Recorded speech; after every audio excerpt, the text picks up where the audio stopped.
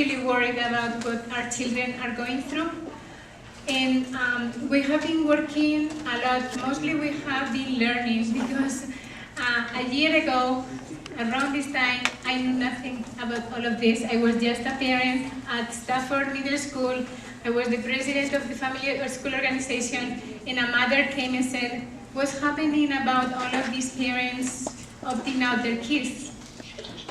That was the first thing I heard.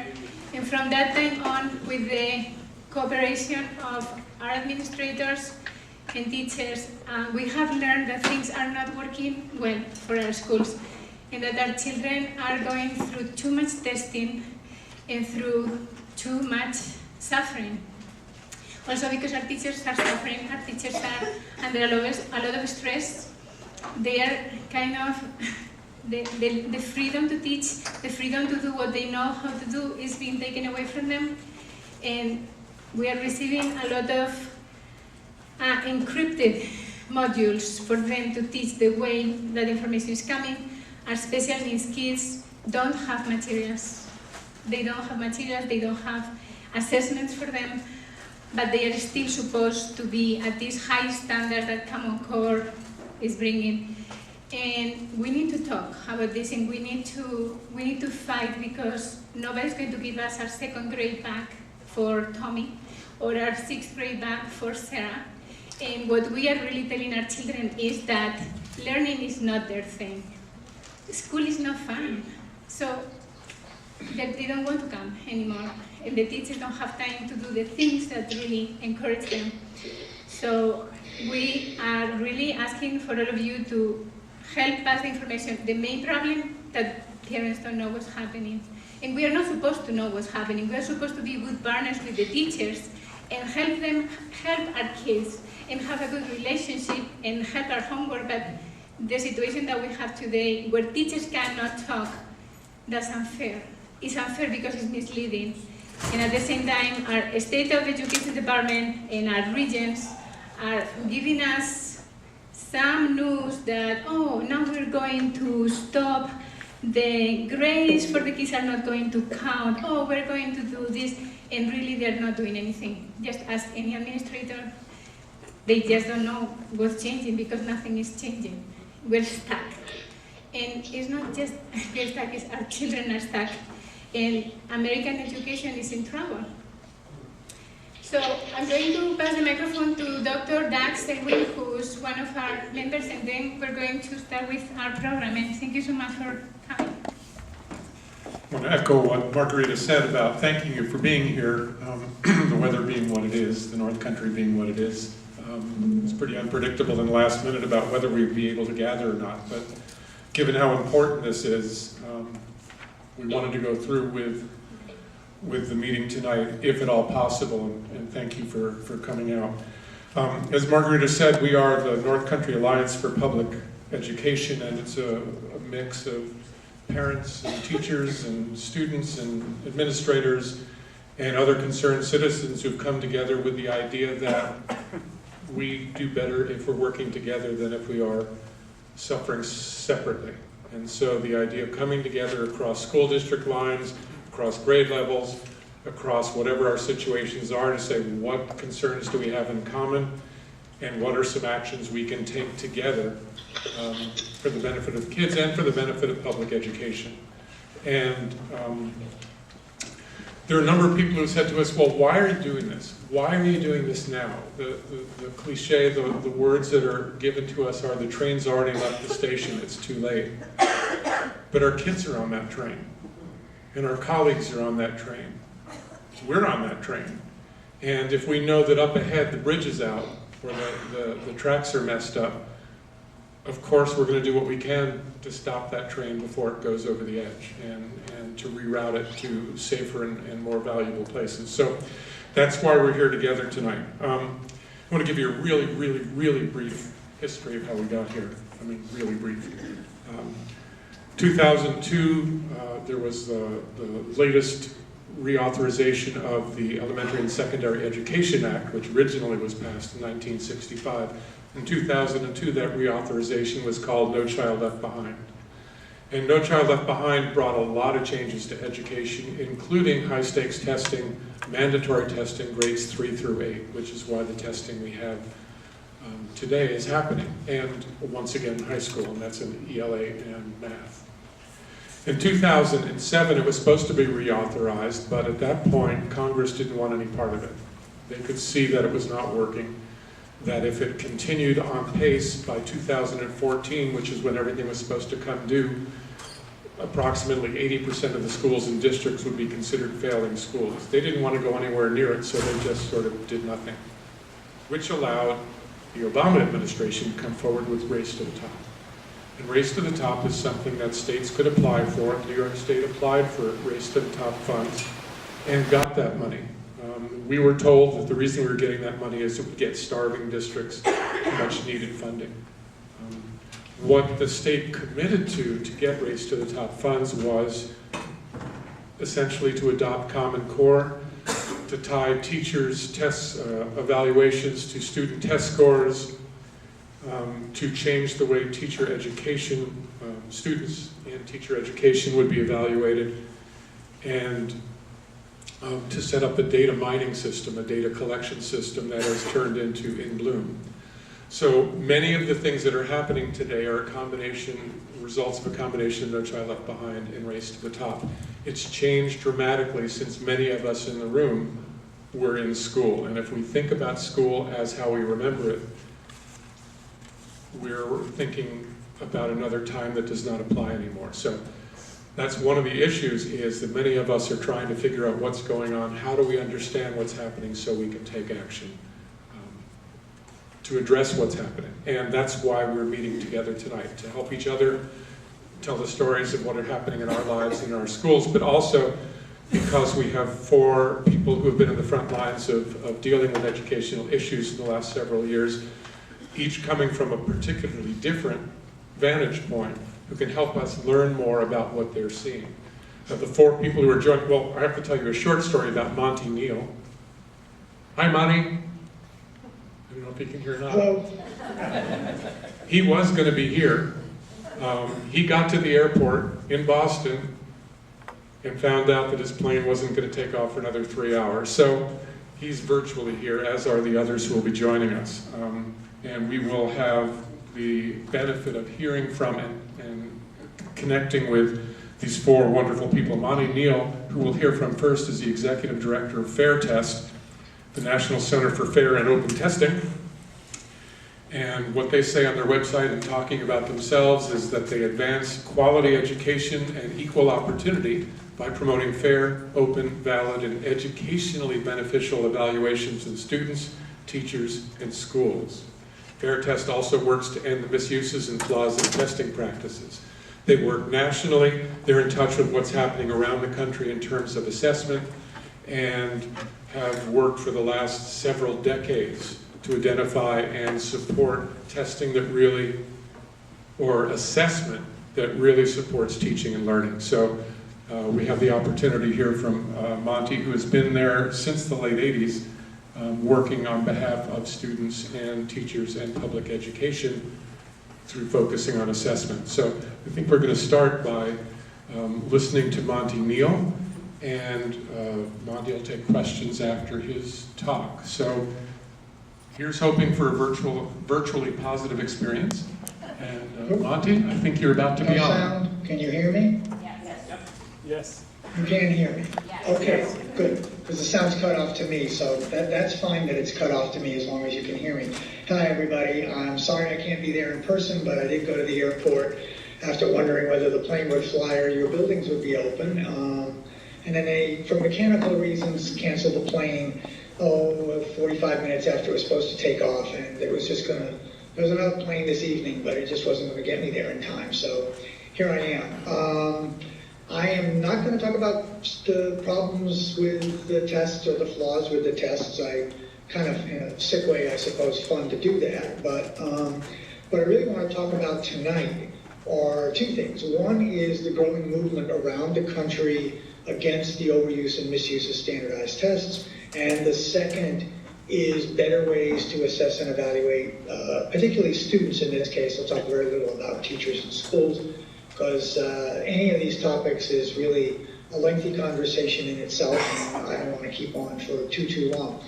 I assume the slideshow is up and ready to go. Nod your head if that's true, Margot. Can you hear me, Margot? Yes. Yes, 1 second. I do not hear you. I'm going to Okay. open your... I didn't know that the group has something.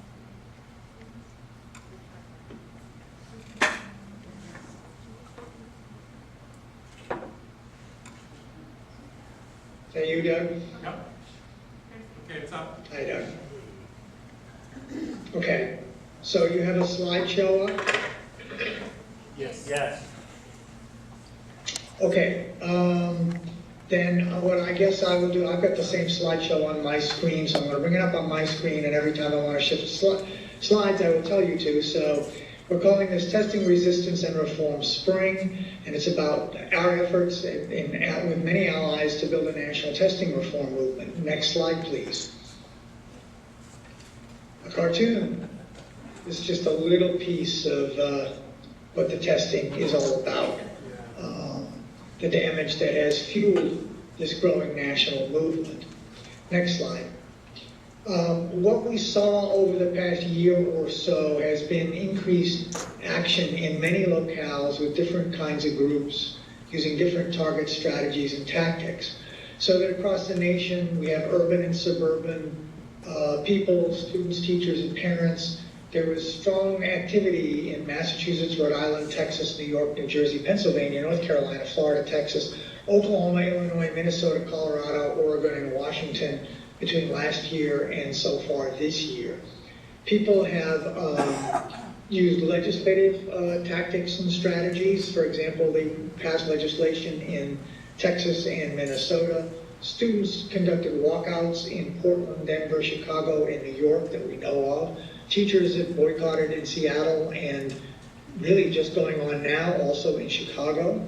Parent opt-outs and boycotts were that we know of in Seattle, Chicago, New York State, very big in New York State, and others in smaller scales.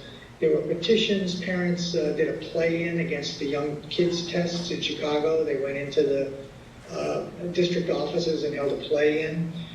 In Providence, students did a zombie march, dressed up as zombies and said, basically, test eat your brains. Did the same thing in Denver. The students group in Providence also had adults take the test and found out that most of the adults couldn't pass the graduation test. 60% failed. These are successful adults in, policy positions and professions and so on.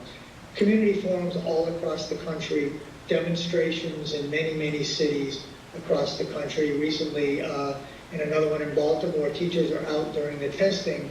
If they can get out, they're not in charge of the testing. They're wearing clown suits and they're saying, "Stop clowning around. This is serious stuff, and you're damaging the students." So they've used many different kinds of tactics and strategies. There are petitions, of course, gone on as well. People are meeting with legislators and so on. It's early. Real accomplishments last year in Texas cut the number of graduation tests from 15 to 5, which is 5 too many, but it's real progress. This is Texas after all. And in Minnesota, they ended the graduation test. An alliance of civil rights and education groups accomplished that. So people are winning. There's legislation brewing in a number of states now, including New York, although it looks like that legislation in New York is frankly kind of weak, very weak, is not going to accomplish very much, and certainly not what needs to be accomplished. Next slide, please.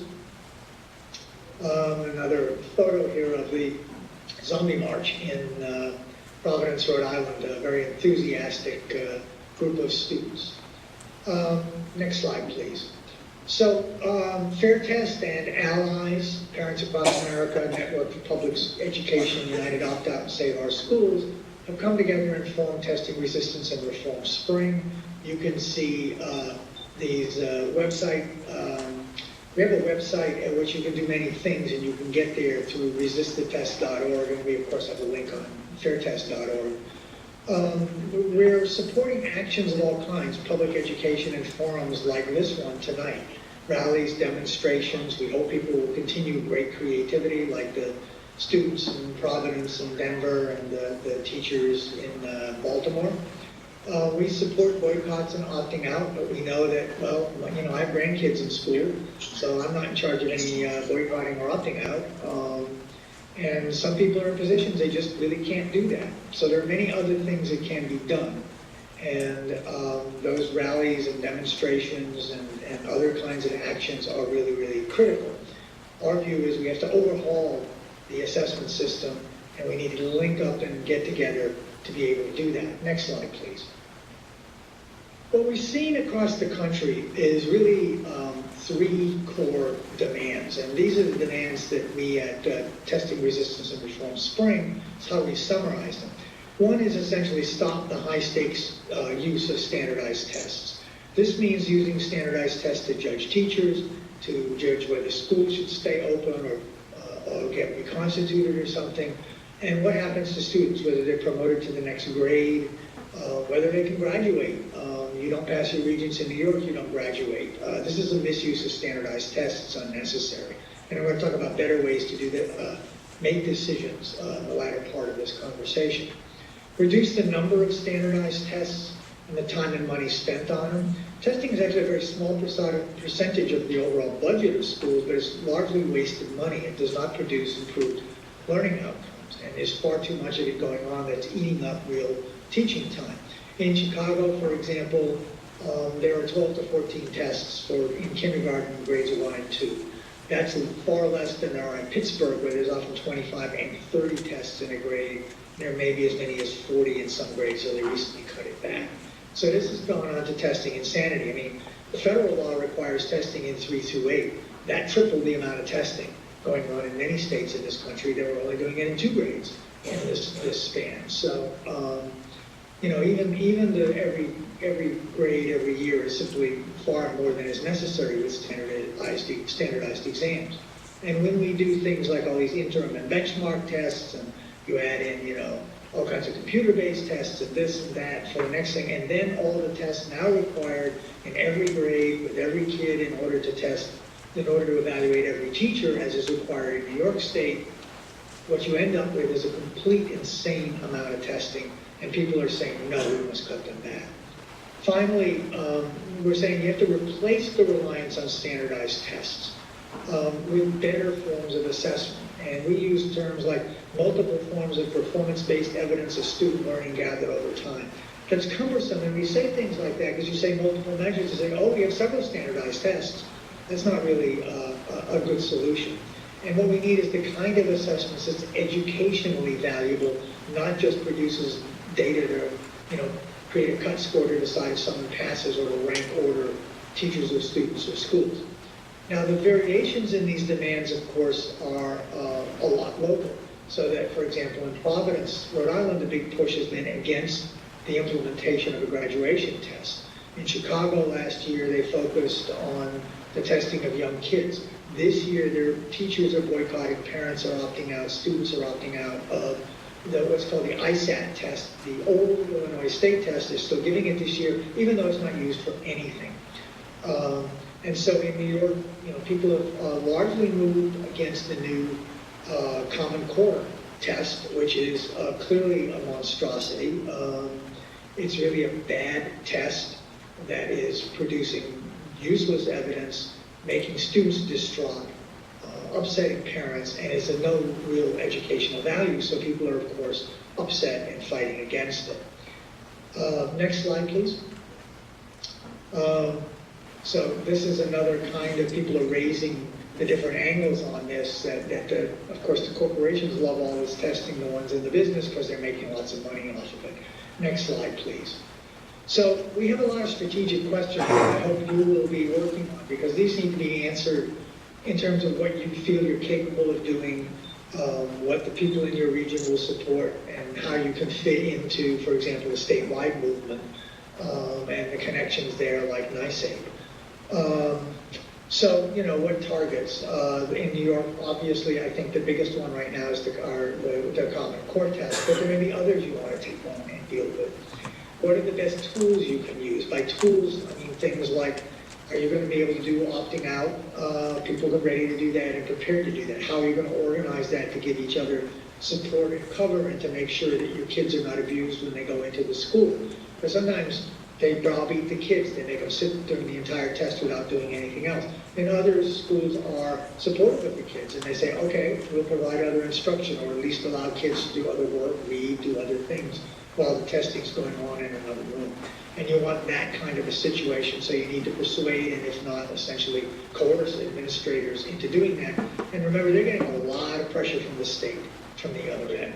Allies. Who are your allies? What kinds of groups will support you? And I mean even local business groups. National business groups are gung-ho for this stuff. But that means all the local business people are. They may have kids in your school that may understand this. Some of you may be in the audience. So, you have also civic kinds of groups, Rotary and groups like that. Churches. I chair something called the Forum on Educational Accountability. It's a national alliance of organizations. We started with something called the Joint Organizational Statement on No Child Left Behind. It's been signed by about 155 national groups. Many of them are religious denominations. So you can get religious organizations behind you. So if you're part of one, talk to people. They might support it. In other words, build and think about beyond the usual suspects of the school people, who's going to be there to support you. The media. A lot of people are going to get their information from the media, so you need to use it. We have material on the Fair Test website that can help in terms if you're not experienced in doing the media, because frankly, there's a lot of ways to not do it so well. And if you do it better, you're more likely to get the kind of coverage that you want. And maybe some folks among you have good experience with that, which is great. But also take advantage of things like letters to the editor. They're one of the most common things read in newspapers, so use it.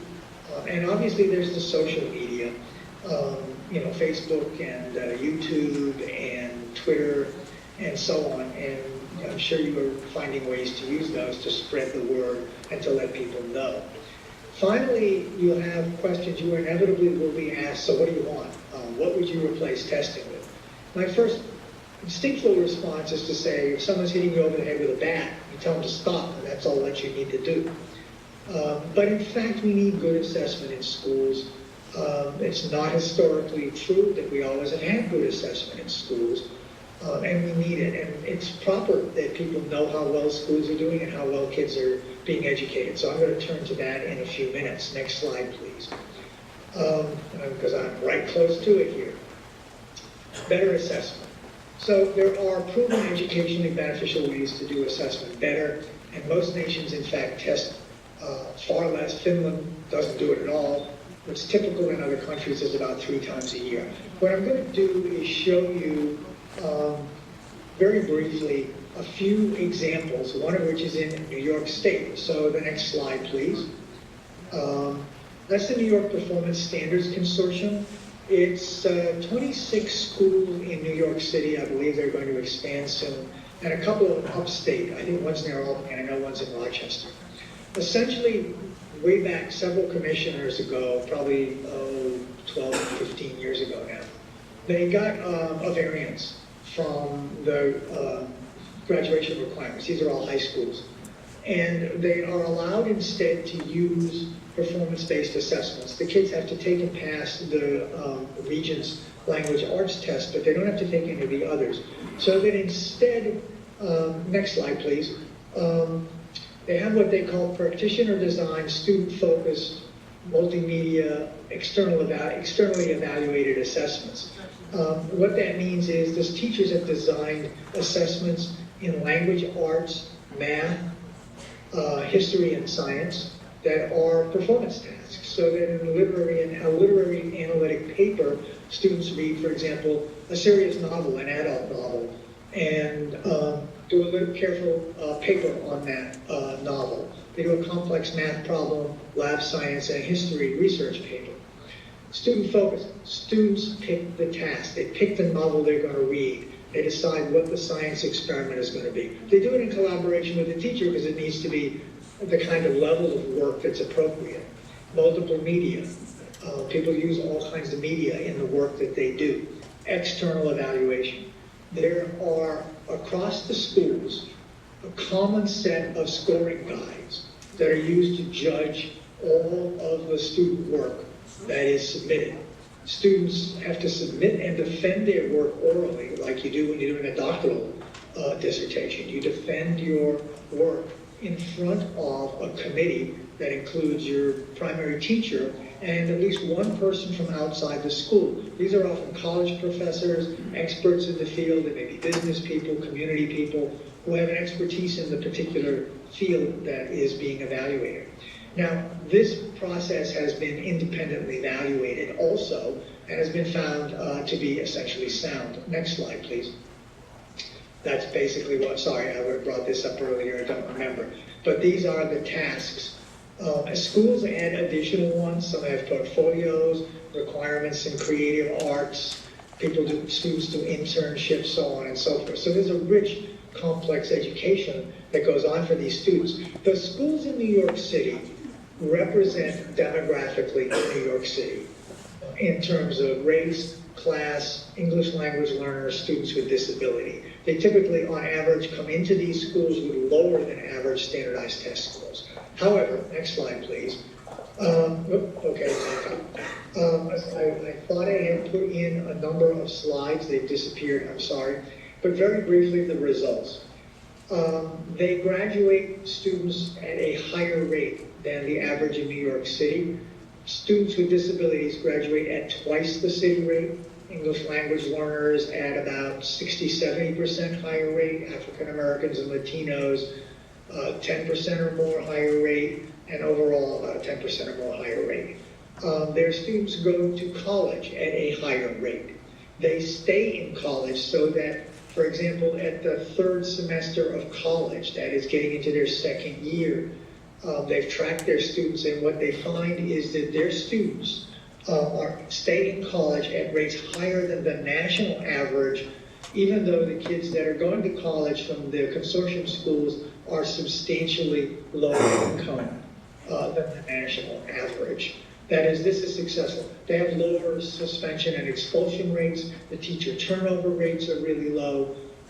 These schools are unquestionable successes, and they are very clear that a major reason why is their assessment system. So what we're saying is that you can have an assessment system that is educationally sound, that produces strong educational results, that students are engaged in, that students and teachers have a real say over, and that works in terms of the real life outcomes people are talking about, such as going to college, and then even, at least as important, staying in college. Okay, the next one, the learning record. The learning record is a classroom-based assessment system for collecting evidence that students are moving toward agreed-upon goals and standards of literacy and mathematics. The one I'm going to talk about is literacy. It was actually developed in England. It initially was the primary language record for use essentially in what here we call elementary school. They've developed it further in England and the US. It was really taking off in this country, in some suburban schools and a lot in Bureau of Indian Affairs schools. But NCLB insisted on standardized tests, and the BIA schools were no longer able to use it. The organization that was supporting this work, I was on the board, went out of business because we didn't have any money anymore. And it still exists in some places, but not many. Next slide, please. Essentially, the record, you get lots of viewpoints in the record. Teachers, student, parents, other teachers, reading, writing, math. They have scales, what we call developmental scales for tracking progress on it. You get information from out of school.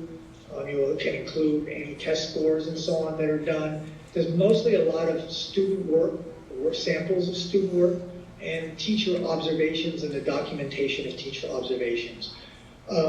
This is historically was originally done on paper, and then began to be the tools for doing this electronically, keeping the records electronically. Kids learn to keep their own material records, as it were. It's used at a college in Texas, the University of Texas, in the writing program, where it works very successfully there. So there are adaptations out there. Again, it's been tested and been successful. It's a very carefully designed structure. It's not just let's collect some kids' work and maybe have a rubric or scoring guide. It's really very carefully designed. There are developmental scales. And then there's what's called a moderation process that's used to ensure accuracy in teacher evaluations. Next slide, please. So at the beginning of the year, this is the original version. I have some old slides of this. It was called the California Learning Record. The first part, you do an interview with the student's parent, and the student himself about the student and the student as a learner, so that the teacher understands better who these students are. This has been found to improve relationships among teachers and parents in school. And in New York City, when it was used for a time by a bunch of schools, it found that, for example, referrals to special ed went down because, in fact, teachers understood their kids better. Next slide, please. Documentation, talking and learning, listening, reading, so that it would be the books the kid reads, the level of progress. For example, a very young reader in the first grade might start out not really being able to read. But by the end of the first grade, can read a certain kind of book independently, and it would document that process and the list of the books. Next slide, please. And all of this stuff is then recorded at the end of the year. There are another round of interviews, and there's summary data that's given for the next teacher. Then the teacher locates the scale, the kid on a scale, so that a student might be deemed in the first grade or second grade a moderately fluent reader on the becoming a reader scale. That would put them kind of in the middle of the pack. How do we know that's accurate? Well, you do what's then called moderation. Next slide. That is, samples of these records are sent to an outside site. And I've participated in them. And so you have a stack of these things. And the two independent people will look at them and review what the teacher says, the work samples that are there, and independently say, does it seem that the teacher has a defensible choice in where to locate the student on the scale? And the answer is, most of the time, yes. Next slide, please. Yep, that one. Okay. What you found is that this is a validity thing. That essentially you get accurate data on all of this. I may want to jump a slide here. Yes. So consistency in scoring records. You see the chart? Slide 23. This shows the agreement between the teacher scores and the moderation scores, and how they improved as teachers began to get more experience with this. It went up from a respectable 67 to a quite decent 78% in 2003. That was didn't go up. That's the range between comparison reading and writing. But they went up to 85 and 88%. Technical experts say if you can get above 80% agreement, you really have it nailed. Then one of the reasons simply is that you notice that this is a 5-point scale. What about a kid who is really on the cusp, moving between a 2 and a 3 or a 3 and a 4? The answer is you could probably, may go either way, and the teacher might be more stringent or more lenient than the independent readers.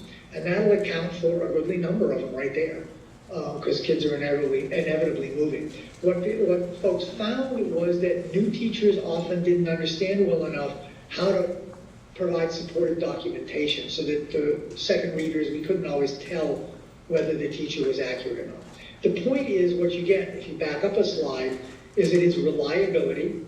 Teachers' judgments are reliable to a remarkably high degree, and they're valid. This is the kids' own actual classroom work, the books they read, the work that they write. It's not an external indicator of whether they can read. It's an evidence of whether they can read, because it's really about that stuff. And what this shows is that teachers can be fair and accurate and can make these kinds of judgments, and they can be independently verified. The answer to that has to be, so why do we need standardized tests? Well, let's go on down to slide, let's see, what do we have? Assessment purposes. Improve instruction and learning. That's not what standardized tests do. Inform school improvement and part of school improvement. Standardized tests don't really provide enough evidence, but the assessments I showed you do. Part of evaluation, could use either of them, but if you want to do a good evaluation, you want rich information. Tests provide very thin info, so they're not very helpful. Reporting and accountability, that's the primary excuse for this stuff, of course, all the tests.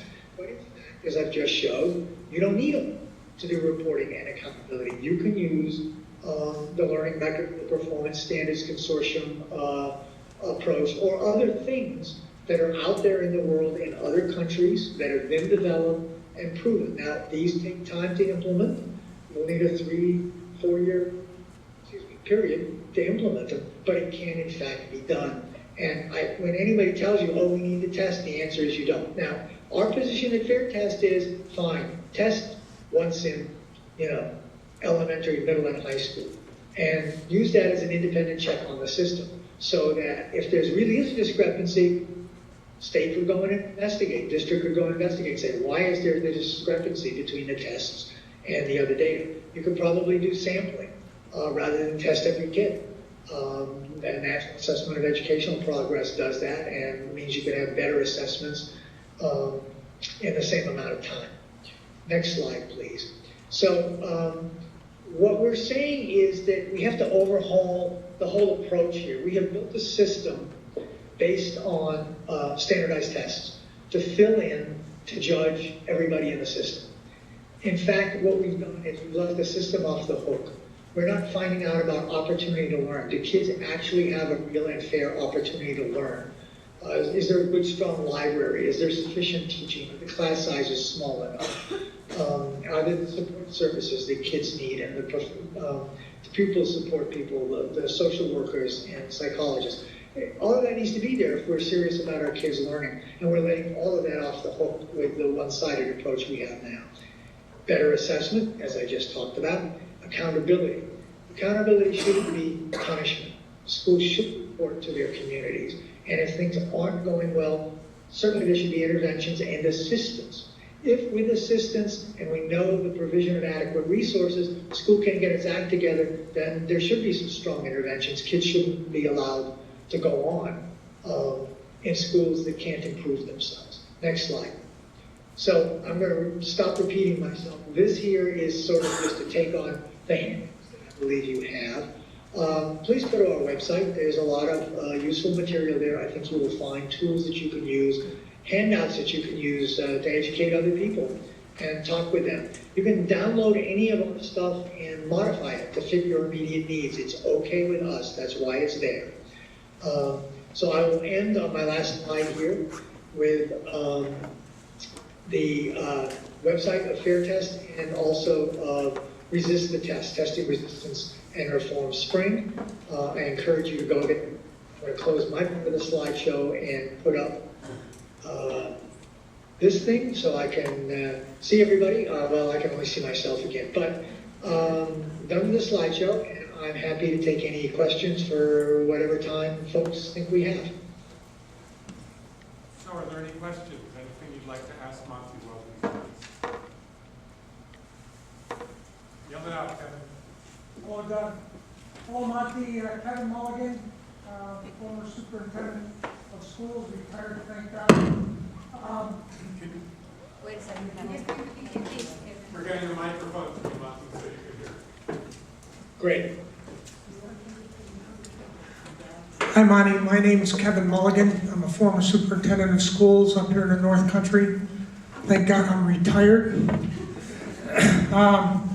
You mentioned earlier in your presentation some concerns about what New York State, the legislature, has done recently with some of their promised legislation. Could you be a little more specific about it? Some of the points that you find that are flawed, or what I would call fluff? Maybe that Tim speaking later can answer that better than I can. I don't know. I can't say I can speak in real detail. My understanding is, for example, the state is going to bar state testing of young kids, which I don't think it even does now. But you know, it is committed to using student test scores to evaluate teachers, which simply means that instead of the test judging, instead of the state administering tests to young kids, it's going to have the district do it, because the district has to be able to judge the teachers in large part based on the test scores in kindergarten, first and second grade. So, what does it mean to say that you're not going to be testing in these early grades? It's going to allow diagnostic testing. What's diagnostic? A lot of test companies say their tests are diagnostic. I think they're not very useful diagnostically. They don't provide the kind of rich information that teachers can. So what does that mean? The law says it wants to limit the amount of time spent on testing. Maybe that'll be crafted properly. That might end up being good, but I get a sense, at least one critic I saw said, it doesn't look like it's really going to end up in practice doing all that much because it has loopholes in it. I'll give you an example. It says, don't spend time, prepping for the test as direct test prep. That's not the major problem. The major problem is the amount of pressure on teachers is such that teachers are turning the whole curriculum for long periods of time in a test prep. So you might read a book or an article, but then you answer multiple choice questions about it, which you wouldn't otherwise perhaps do. You'll read it in a way that fits what the test is going to have on the test, not that's necessarily most engaging to the students, or even what's most significant about the piece of work you've read. So this, in other words, is distortion of curriculum and instruction into test prep without technically being test prep. So, and meanwhile, of course, the state is not addressing the root problem, which is that they've attached massive amounts of high stakes to these tests, which should not be done, and it's causing the ripple effect of massive amounts of testing inflicted on the kids. Other questions? And I can run this up, or we've got microphones up here if somebody else has a question for Monty.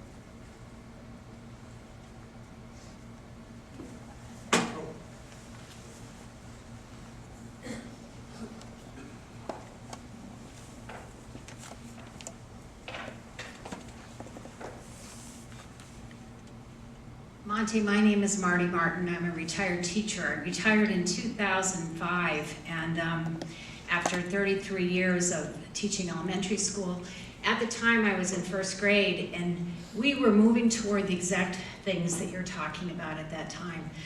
Those types of assessments where we used student portfolios and we used literature-based reading and rather than basal readers, and we were moving in this direction until No Child Left Behind came along.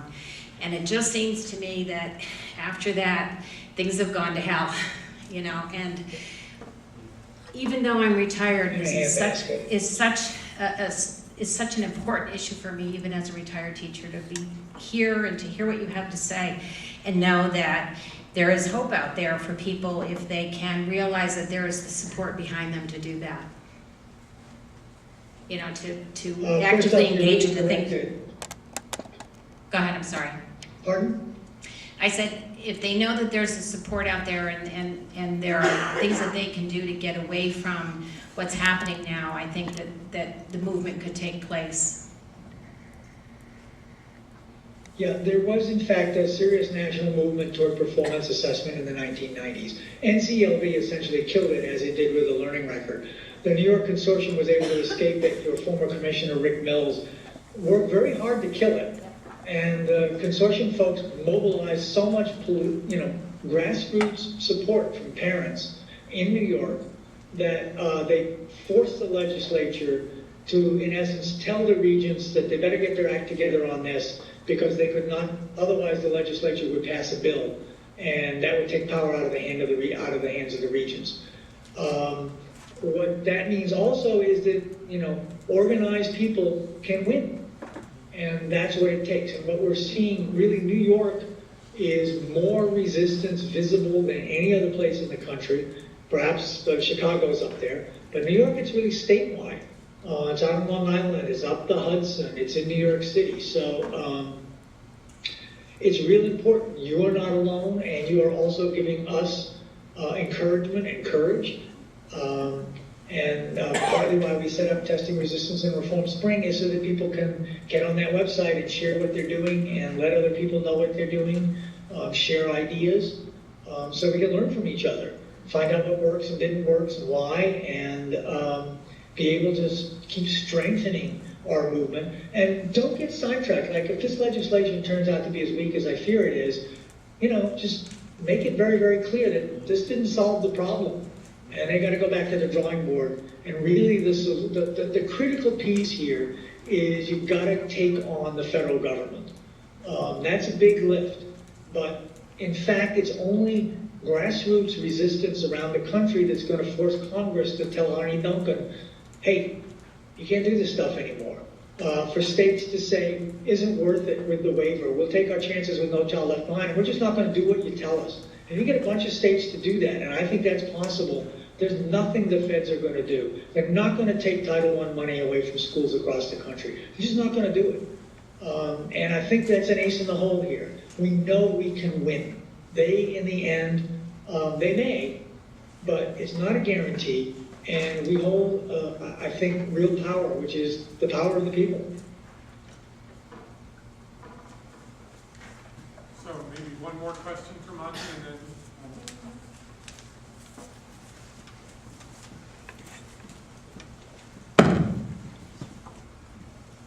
Hi, I'm Jim Lucas. I'm not a retired parent.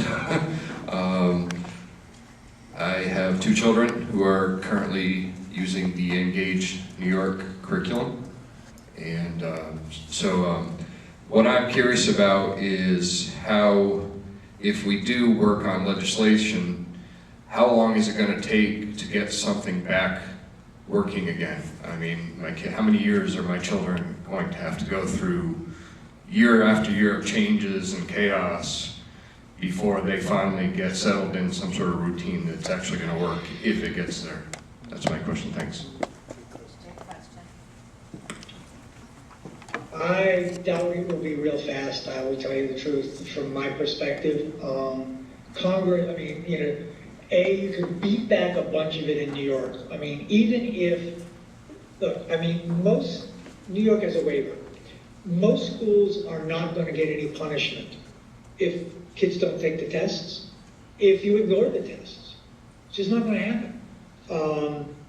That's one of the funny advantages of the waiver. Schools that are doing poorly, that's another risk, and because there you're kind of stuck, I'm afraid. I think it's a much tougher road. If your school is doing reasonably well, the old saw of let the tests take care of themselves, I think you do it. So what you do is the pressure needs to be on at the local level. First of all, give no more tests than the state requires. Just don't do it. Secondly, fight like hell to get rid of the requirements to judging the teachers. I think those could be beaten back fairly quickly. Of course, that'll put in crisis the whole waiver story. But I think that's going to happen in a number of states, and that's going to start to put Duncan's thing in crisis. Congress is at the federal level.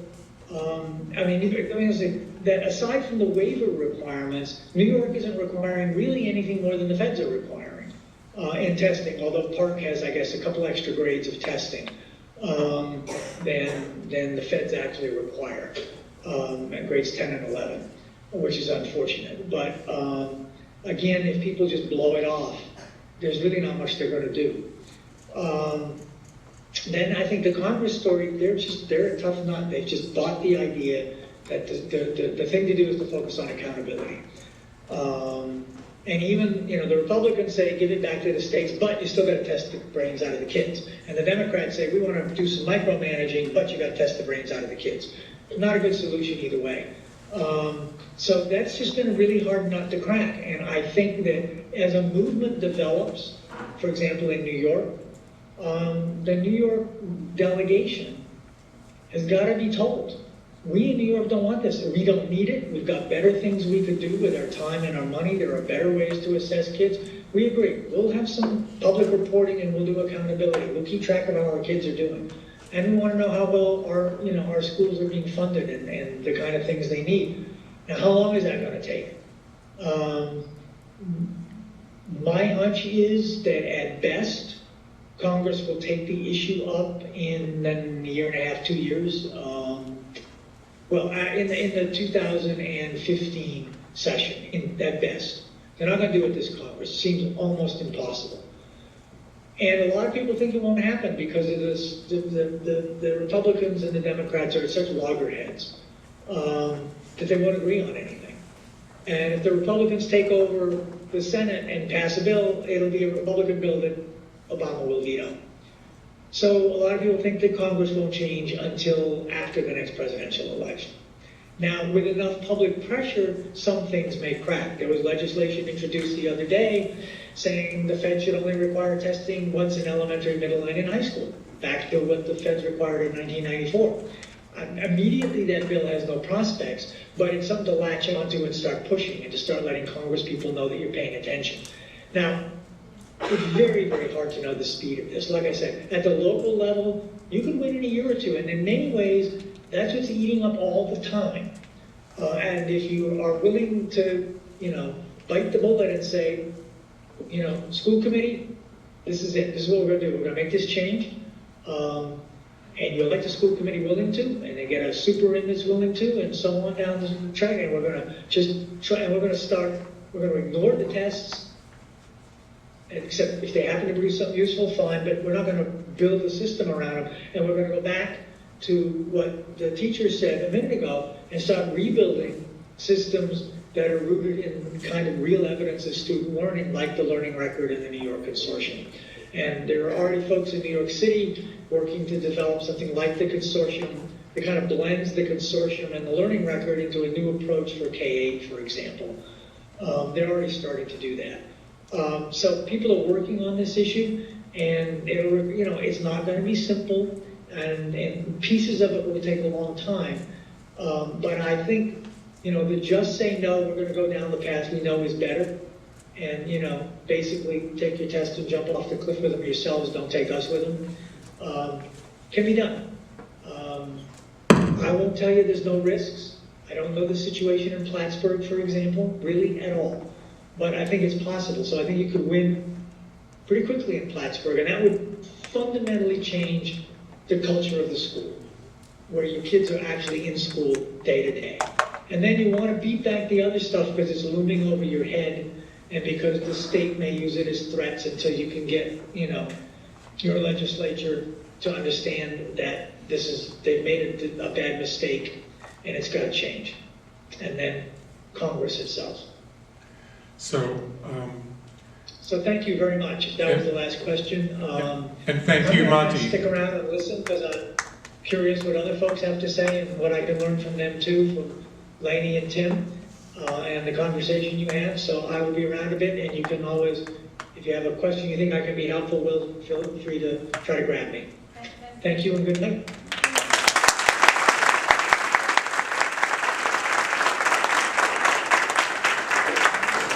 And Monty's last statement is a wonderful lead into our next speaker. And one of the reasons we have asked the people to gather virtually with us is because they represent different angles on approaching the educational questions in front of us.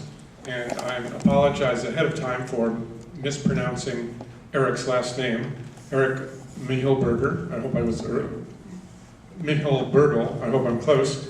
He's a parent from Tonawanda, New York, and got involved in educational issues because of the experience he was noticing his children were having. And he is a co-founder of the advocacy group New York State Allies for Public Education. He's been very active in all manner of parent and community activism. One of his passions is something that Monty mentioned, which is the sit and stare policy of saying to children that once they have refused to take a test, what they do is then just sit there with nothing else to do. He's been very active at leading a charge against that and in helping organize across the state. So when Monty says we have the opportunity to make change by pushing our legislators and representatives to recognize that they have to make change, the way we do that is by organizing. And Eric is a wonderful example of a person who has been leading the charge to do that. So, Eric, are you with us? Yes, can you all hear me okay? Yes. We're all yours. Wonderful. How is the weather there today?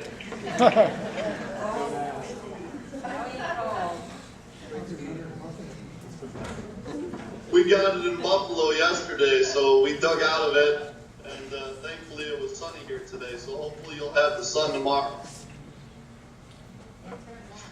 All right, so just remind me, how much time do I have? How much you want? What about 10 to 12 minutes, Eric? 15, 20 minutes? Does that work? Sure. Yes, go ahead and I'll stop you if you go too long. All right, great. So about a year and a half ago, my children started coming home from school and they were telling me that they were taking bubble tests in art, in music, and in gym. And this is what got my, this set up some red flags for me, and it's what got me involved in this issue. I started asking a lot of questions. And the more questions that I asked as a parent, basically, the more frustrated I got, and the more questions I had after getting answers to those questions, or sometimes not getting answers to those questions. And so I ended up meeting Chris Cerrone. Chris is a fabulous advocate from the Western New York area, and he helped to educate me as much as he could in the first month to bring me up to speed. And then he and I together started taking some strong initiatives. I spent a lot of time on the telephone with the New York State Education Department to sort out issues such as refusing the test, opting out, how are finances of a school district affected if students opt out of these tests, how are teachers affected if students opt out or refuse these tests. And over the last year and a half, we've come a very, very long way. Now, as part of what we've done, we put together a website for the New York State Allies for Public Education. And on the website, we have a whole section dedicated to opting out and refusing the tests. So I'm not going to spend a ton of time on the process of opting out and refusing the test, unless you would like me to during the question and answer period. But what I would like to talk to you about is to talk to you more about how this whole process affects your children, how it affects the schools, how it affects the school district, and what you can do as a parent to deal with all of that. Because for a lot of people, this can become very stressful. And it doesn't have to be. It doesn't have to be stressful. With the resources that we've discovered over the last year and a half, you can use these resources and you can use the parents that have done this before you to help you through the process so that it's not stressful. And here's the biggest thing I want everyone to take from this, that I've learned as a parent from opting out my own children and from watching and assisting thousands of other parents to do the same thing. And that is this. When you're going through this process, make the school teacher and the school principal your best friends. The teacher especially will help you through this process of opting your child out and refusing the test. The teacher has a legal responsibility to administer certain things in a certain fashion. But in my experience and in the experience of thousands of other parents, the teacher, 99%